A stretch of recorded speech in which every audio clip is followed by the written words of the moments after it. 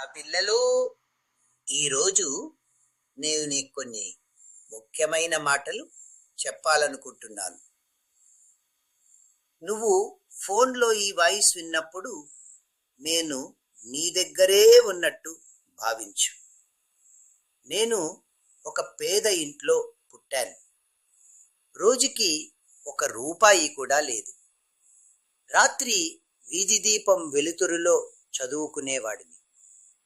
కానీ నా అమ్మ నాకు ఎప్పుడూ చెప్పేది, కష్టపడు, ఎప్పుడూ నిజం మాట్లాడు, ఇదే నీ శక్తి. ఆ మాటలే నన్ను భారత్ అధ్యక్షుడిని చేశాయి. నువ్విప్పుడు ఏ కష్టంలో ఉన్నా సరే దాన్ని ఓడిపోయినట్టు భావించకు. నువ్వు ఒకడివి కాదు నాన్న. ఈ దేశంలో లక్షలాది మంది నీలాగే కష్టపడుతున్నారు. కానీ వారిలో కొందరు మాత్రమే గెలుస్తారు. ఎందుకంటే వారు ఎప్పుడూ వదులుకోరు. ఈరోజు మీరందరూ ఫోన్లో టిక్ టాక్ రీల్స్ చూస్తున్నారు. అది తప్పు కాదు. కానీ అదే నీ జీవితం అయితే ఒక్క నిమిషం ఆలోచించు. ఈసాలు నీవు ఏం నేర్చుకున్నావు? ఒక్క కొత్త స్కిల్ కూడా నేర్చుకున్నావా? లేక ఇష్టాప్ చేస్తూ కాలం గడిపావా?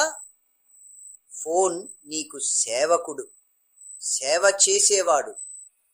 నువ్వు దానికి యజమానివి. కానీ ఇప్పుడు అది నిన్ను అదుపు చేస్తోంది. ఇది సరైంది కాదు నాన్న. నీకు భయముందా ఫెయిల్ అవుతానని? ఒకసారి 2 సార్లు ఓడిపోయినా సరే 3వ సారి ప్రయత్నించు.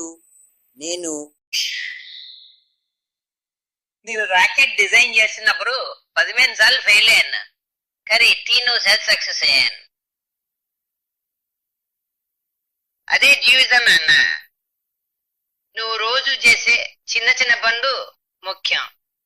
ఉదాహరణకి ఇంట్లో అమ్మని సహాయం చెయ్యి, క్లాస్లో ఒక్కరినైనా నవ్వించు, రోడ్డు మీద ఒక పాతవారి దయ చూపించు.